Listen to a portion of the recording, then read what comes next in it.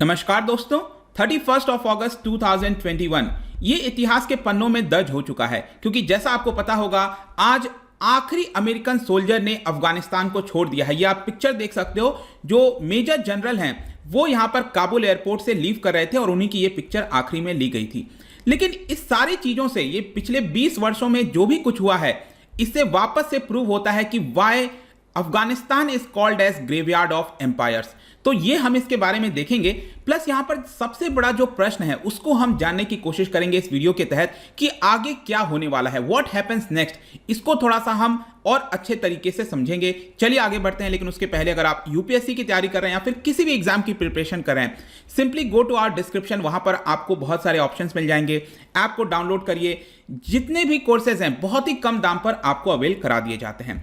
चलिए यहां पर सबसे पहले देखते हैं एग्जैक्टली हुआ क्या है, हम क्यों इसके बारे में डिस्कस कर रहे हैं। जैसा कि आपको पता होगा कि 31 अगस्त डेडलाइन दे दिया गया था। इनफैक्ट तालिबान ने एक प्रकार से वार्निंग दे दी थी कि हम 31 अगस्त के बाद कुछ भी सहन नहीं करेंगे। हम नहीं चाहते हैं कि कोई भी हमारे सॉइल पर यहां पर फॉरेन ट्रूप्स रहे, और इसी की वजह से 31 अगस्त यहां पर फाइनल डेट था। और इसी को लेकर जो अमेरिकन ट्रूप्स हैं उन्होंने विड्रॉ कर लिया है, और जो तालिबान है उसने कहा है कि now we have gained full independence from foreign forces. और यहां पर आप देख सकते हो जो तालिबान के स्पोक्स पर्सन है जबीहुल्लाह मुजाहिद, उनके द्वारा बोला गया है कि our nation got its full independence जैसे ही अमेरिकन सोल्जर्स ने वहां पर छोड़ा। और साथ ही साथ यहां पर जो तालिबान के एक ऑफिशियल स्पोक्स पर्सन है अनस हक्कानी, उनके द्वारा देखिए यहां पर क्या क्या बयान दिया जा रहा है, आप ध्यान से देखिए।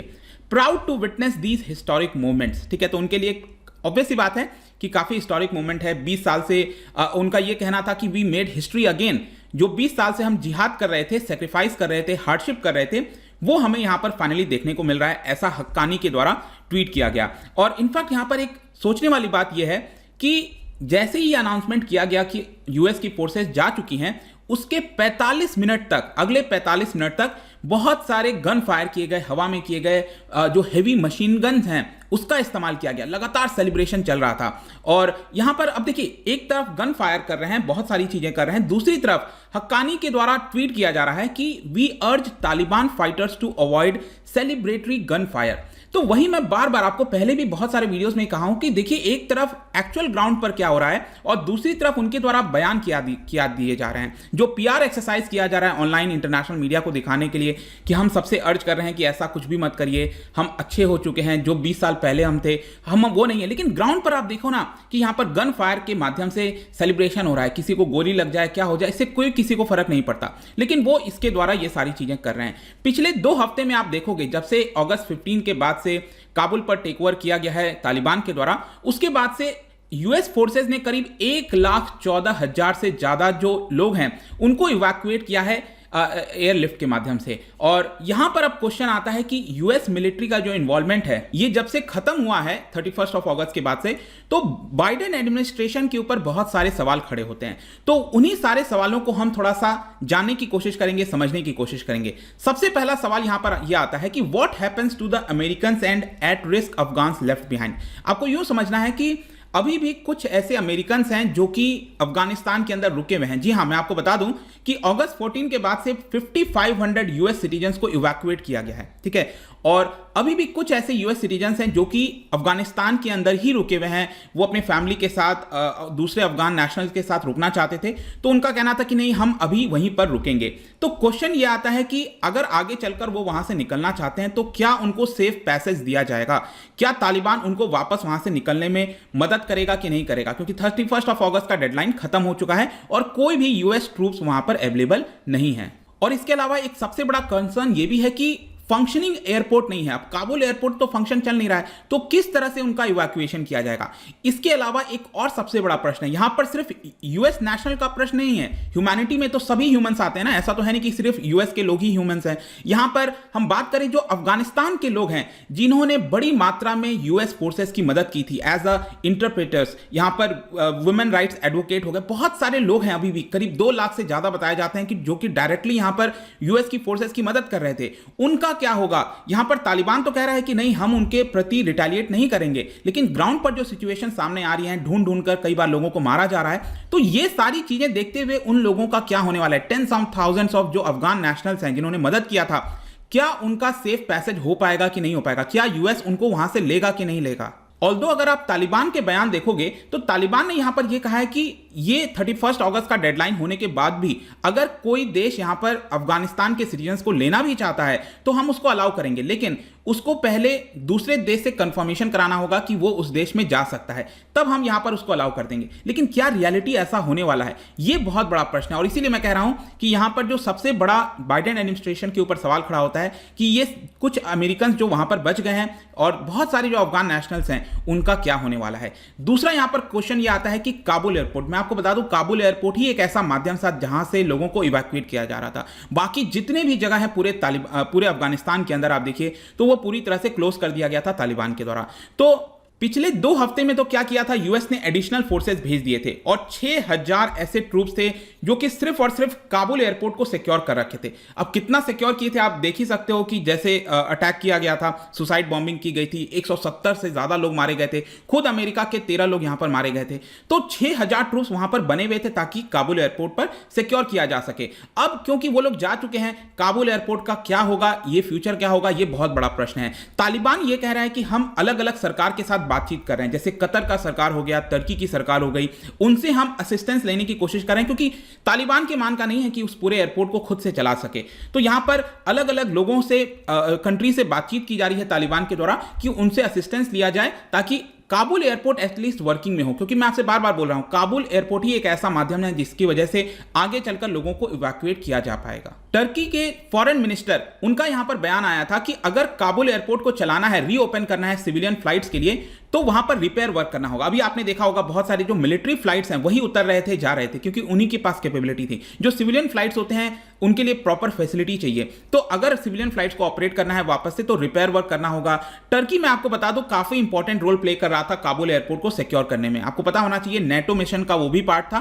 तो काबुल एयरपोर्ट पर उसके बहुत सारे सैनिक थे जो कि उसको सिक्योर कर रहे थे। लेकिन रिसेंटली आपको पता है टर्की के भी फोर्सेस को वार्निंग दे दी गई थी कि आप वहां से चले जाओ। और इसके साथ साथ आपको यह भी चीज समझना है कि काबुल एयरपोर्ट इवैक्यूएशन के लिए तो काम आएगा ही आएगा, लेकिन इसके साथ साथ जो ह्यूमैनिटेरियन वर्क है, जो सप्लाईज हैं, ऑपरेशंस हैं, एड्स हैं, वो यहां पर काबुल एयरपोर्ट के माध्यम से ही किया जा पाएगा। तो काबुल एयरपोर्ट, ये दूसरा सबसे बड़ा प्रश्न वहां पर खड़ा होता है कि किस तरह से बाइडेन एडमिनिस्ट्रेशन उसको यहां पर संभाल पाएगी कि नहीं संभाल पाएगी। तीसरा सबसे बड़ा क्वेश्चन अब यहां पर खड़ा होता है वो ये है कि यूएस तालिबान का जो रिलेशन है वो फ्यूचर में किस तरह का हमें देखने को मिल सकता है। ऑल्दो आप देखोगे जो अमेरिका है उन्होंने अभी के लिए कहा है कि हमारे जितने भी डिप्लोमेट्स हैं हमने एक बार के लिए उनको वहां से हटा दिया है, निकाल लिया है, और यहां पर यह भी खबर आ रही है कि उनको कतर भेजा जाएगा, ठीक है, जो डिप्लोमेट्स हैं।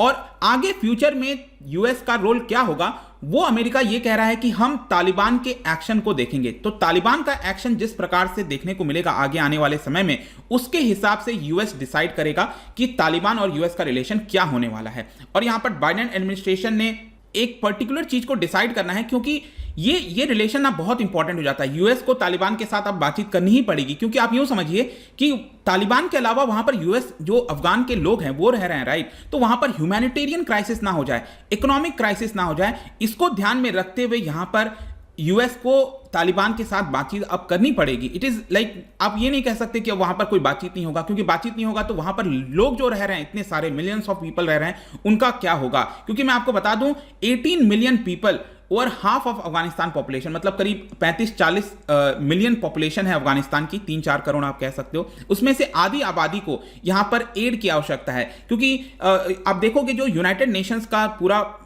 फिगर सामने आया उसमें बताया गया है कि अभी चौथा साल चल रहा है लगातार यहां पर जब ड्राउट देखने को, सूखा देखने को मिल रहा है, और एक्यूट मैलन्यूट्रिशन है वहां के बच्चों में, लोगों में, तो लगातार उनको सप्लाईज भेजनी पड़ेगी। अब सप्लाई कैसे भेजा जाएगा, एक तो एयरपोर्ट का प्रॉब्लम है, तो बहुत सारी चीजें आपको कंफ्यूजन सी देखने को वहां पर मिल रही होंगी।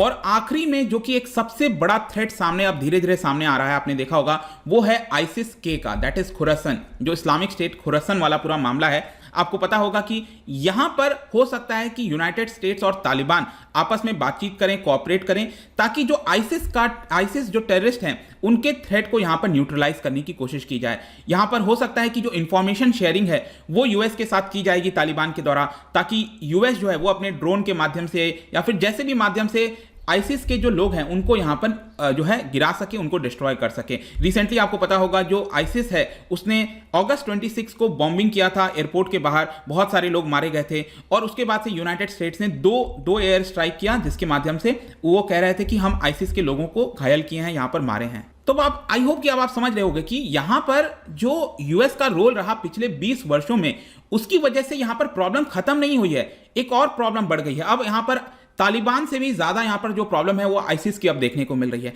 तो आई होप कि ये, और तालिबान का भी नैरेटिव यहां पर वो दिख रहा है, तालिबान भी यही चाहता है कि, क्योंकि आप कोई भी चीज देखोगे ना, कंपेयर करोगे किसी भी दो चीज को, तो यहां पर अभी तक पूरा ब्लेम तालिबान पर जा रहा था, लेकिन अब आईसिस और ज्यादा खतरा बनेगा तो तालिबान को लगेगा कि सबका फोकस आईसिस के ऊपर चला जाएगा। तो ये तालिबान के लिए भी अच्छा लग रहा है क्योंकि आईसिस जितना ज्यादा यहां पर तबाही मचाएगा, तालिबान एक प्रकार से छोटा एनिमी लगेगा विश्व के लिए। तो ये आई होप कि अब बहुत सारे ये जो प्रश्न है जो मैंने आपको बताया वो सबसे बड़ा खड़ा हो गया है बाइडेन एडमिनिस्ट्रेशन के सामने। लेट्स सी कि किस तरह से चीजें टर्न आउट होती हैं, बट आई होप कि एक ओवरऑल सिनेरियो पिक्चर आपको यहां पर मिल गया होगा इस वीडियो के माध्यम से। जाने से पहले एक interesting question, Indus river I am sure बहुत ही इंपॉर्टेंट रिवर है, भारत से गुजरते हुए, पाकिस्तान गुजरते हुए, आपका सिंध प्रोविंस होते हुए अरेबियन सी में जाकर गिरती है। तो इंडस रिवर का एक बहुत ही इंपॉर्टेंट ट्रिब्यूटरी है जो कि अफगानिस्तान से आता है। तो वो रिवर कौन सा है जो अफगानिस्तान से आते हुए इंडस रिवर में मर्ज हो जाता है, ये आपको बताना है, और ये पाकिस्तान के अंदर मर्ज होता है। इसका जो राइट आंसर है आपको पता ही है, मेरे इंस्टाग्राम पर तो आपको मिलेगा ही, वहां पर अगर आप नहीं हो कोई बात नहीं, टेलीग्राम से भी ले सकते हैं इसका सही उत्तर। मैं कई सारे एमसीक्यूज यहां पर डालता रहता हूं, स्टोरीज के फॉर्म में आप जाकर प्ले कर सकते हो। बाकी अगर आपको पीडीएफ चाहिए तो टेलीग्राम पर आइए, अलग अलग सोशल मीडिया पर भी आप जुड़ सकते हैं। साथ ही साथ अगर आप यूपीएससी या फिर किसी भी एग्जाम की प्रिपरेशन कर रहे हैं, सिंपली डाउनलोड आवर ऐप। और आई होप कि ये वीडियो आपको पसंद आया होगा। मिलता हूं आपसे next time, till then thank you very much, see you soon.